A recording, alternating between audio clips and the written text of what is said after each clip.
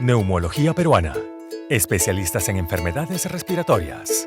Los casos difíciles los resolvemos nosotros. En esta pandemia, las personas con preexistencias son las más vulnerables y el asma es una preexistencia.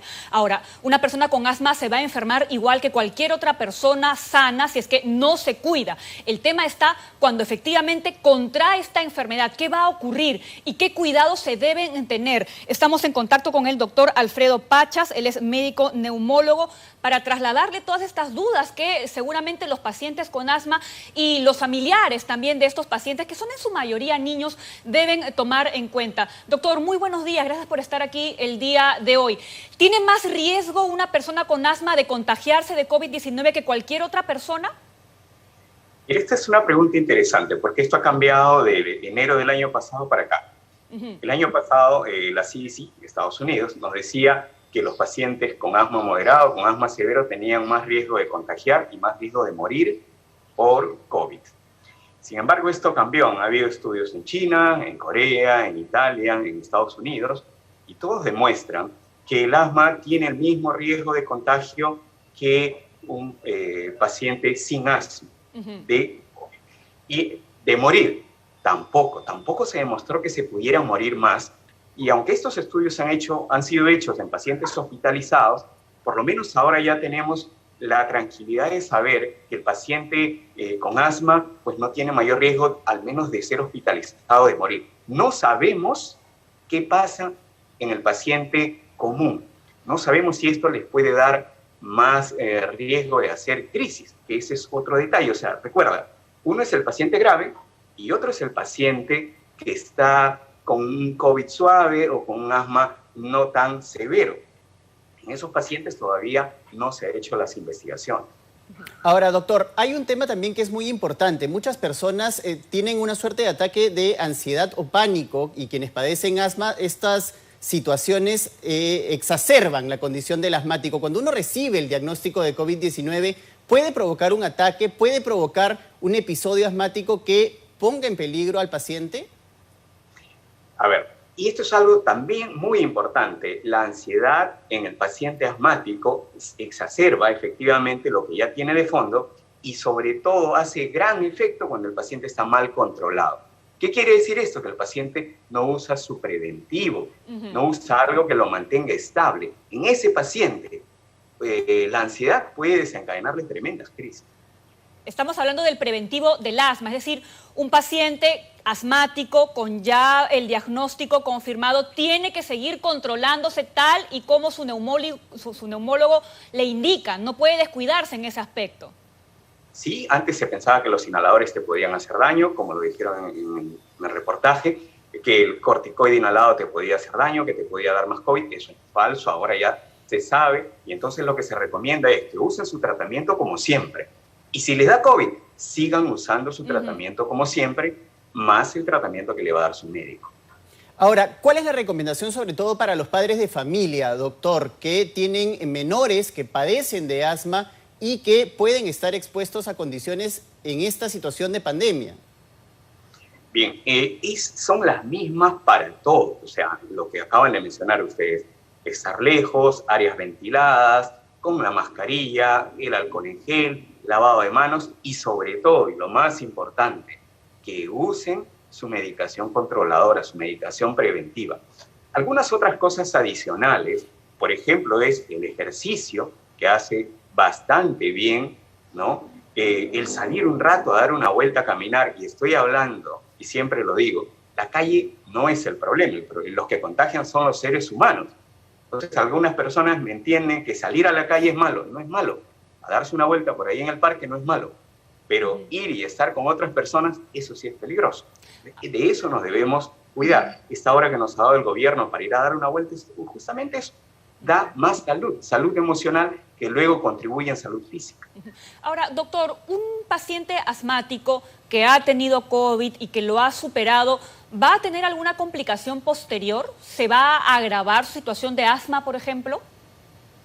Mira que eso no lo hemos visto. Lo que hemos visto es que el paciente que le da COVID, tenga o no asma, puede tener secuelas de otro tipo fibrosis a veces. Y eso todavía no sabemos exactamente cómo hacer para evitarlo. Muchos usamos antiinflamatorios, antifibróticos, tratando de que no lleguen a la fibrosis. Aún esos estudios están en veremos. Ya tendremos las respuestas en el futuro, pero por ahora ¿puede precisar qué es fibrosis? Pues no es que haya una gran relación con un futuro más malo para el paciente asmático. Sí, por favor, precise qué es fibrosis, ¿no? Para que la gente no entiende de los términos médicos. La fibrosis son las cicatrices en el pulmón. El COVID, como otros virus, ocasiona inflamación del pulmón en un inicio. Esta inflamación luego puede pasar a cicatriz. Yo siempre lo comparo con ir a la playa y estar en el sol. Al inicio se pone rojito, se inflama. Pero luego si tú sigues ahí, se pone mucho más rojo y puede terminar hasta en dejarte una cicatriz. Entonces, esta inflamación inicial que ocasiona el COVID, lo que no queremos es que llegue a cicatriz, porque cuando llega a cicatriz, ahí es cuando tenemos problemas. Ahí sí el paciente realmente no puede respirar bien, el paciente le cuesta cuando camina, etc. Eso es lo que no queremos a lo que llegue el paciente con COVID. Doctor, y en la misma línea de lo que le ha preguntado Pamela, si el paciente ha tenido COVID y ha tenido un compromiso importante del pulmón, hemos visto casos que se compromete 40, 60 y hasta 80% el pulmón, ¿cuál es el tratamiento de rehabilitación que debe tener un paciente, especialmente si es asmático?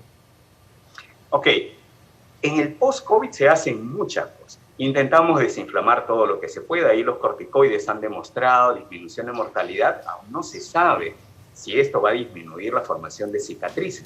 Es una teoría interesante. El uso de antifibróticos no está aprobado y, sin embargo, es una posibilidad. Nosotros tratamos de que hay otros tratamientos para evitar las cicatrices o la fibrosis en otros tipos de enfermedades y quizá aquí funcione. La rehabilitación pulmonar, los ejercicios son muy importantes, nos ayudan a que los músculos vuelvan a tener su funcionamiento anterior. Las vacunas, es importante que encima de esto no me dé una influenza, no me dé una neumonía, no me dé difteria, tosferina, etc. Ese tipo de cosas son muy importantes. Quizá la nutrición. Ahora estamos con esto de dar más proteínas porque van a mejorar nuestra inmunidad.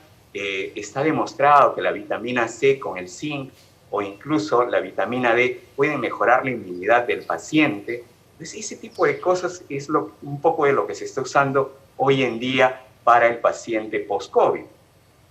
Ahora, doctor, acá tengo una pregunta interesante desde las redes sociales. Es una madre de familia que tiene un niño que padece de asma, un asma bastante severo, según lo que me manifiesta, y ella tiene miedo de asistir a un centro médico en las oportunidades que su hijo ha tenido una crisis en medio de la pandemia. ¿Cómo debe actuar esta madre de familia con su pequeño? Bueno, evidentemente es algo que hay que poner en la balanza entre si de verdad necesita una emergencia o no. Hay algunas cosas que no se hacen hoy en día, por ejemplo. No se puede nebulizar a un paciente en la emergencia.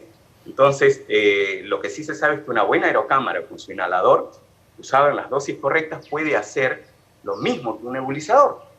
Entonces, esto es una de las cosas. Otra cosa es el uso de corticoides, tanto en jarabe o en pastillas, en dosis bien altas, durante una crisis.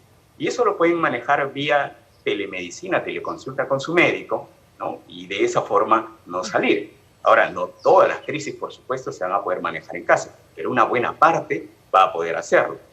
Y lo más importante, para no llegar a crisis, hay que usar los tratamientos preventivos. Los inhaladores preventivos no se usan solo en la crisis, se usan todos los días para que no me dé crisis. Ahora, doctor, ¿por qué el asma, independientemente del COVID, sigue siendo un problema? Hay personas que logran superarlo, ¿no? Pero hay otras que prácticamente toda su vida van a tener que vivir pendientes del inhalador. Y en estas circunstancias es muy difícil porque estamos viendo que no hay oxígeno suficiente para los pacientes COVID. No sé si es que en los casos más extremos de asma también algunas personas puedan necesitar un balón al costado. A ver, primero, esto es un problema de educación, porque la gran mayoría de personas piensan que el inhalador es malo. Uno, que el inhalador causa no digo daño que sea o malo, adicción. pero eso no es estar cierto. pendiente del inhalador. Ni es malo ni que es sí. Lo otro. Es un tema importante de que no usan el preventivo, como te digo, y por eso el paciente termina, como se dice, con su inhalador en el bolsillo todos los días. Así es. Si usaran un preventivo, no tendrían necesidad de eso y estarían bien. Y el inicio del preventivo, al inicio es todos los días, pero después se va quitando, y luego quizá el paciente puede usarlo una vez a la semana, una vez al mes, casi nunca. Depende de cada paciente. Obviamente hay un 5% de pacientes que sí, que tienen un asma severo, pero es un 5%, la gran mayoría es por un tratamiento inadecuado.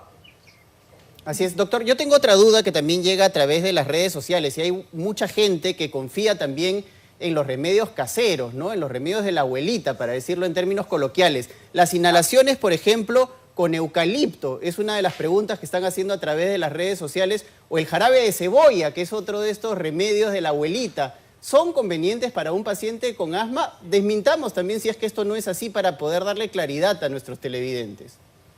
Bueno, yo en lo posible trato de que el paciente use lo menos que se pueda. Mientras más usa, obviamente, más posibilidades de que, como se dice, las cosas se mezclen, que se choquen, como le dicen comúnmente. El jarabe de cebolla, por ejemplo, muy bien, puede abrirte un poquito el bronquio, pero no es que te solucione el problema del todo, para nada. Está bastante lejos de lo que logra un inhalador. Lo mismo pasa con el eucalipto, lo puedes inhalar y a algunas personas incluso el vapor les puede incomodar y les puede cerrar el pecho. O sea, no hay una medicina perfecta para nadie y la verdad, los medicamentos caseros, si bien es cierto, pueden tener alguna ayuda, algún efecto, pero no se comparan todavía con la medicina tradicional que nosotros usamos. ¿Deportes, doctor? ¿Qué deporte se puede recomendar? Todos los deportes se recomiendan en asma. El asmático debe ser una persona normal, que haga deporte, que corra, que nade, que monte en bicicleta, lo que sea. Solo en crisis no recomendamos hacer deporte y eso dura 10 días de que nosotros le decimos no hagas deporte por estos días. Pero luego debe hacer todo el deporte que él pueda. Esto es totalmente recomendable por sus bronquios y por la salud mental. Muy bien, doctor. Muchísimas gracias. De verdad que ha quedado bastante claro. Seguramente algunas otras dudas van a estar llegando. Tendremos la oportunidad de conversar nuevamente con usted.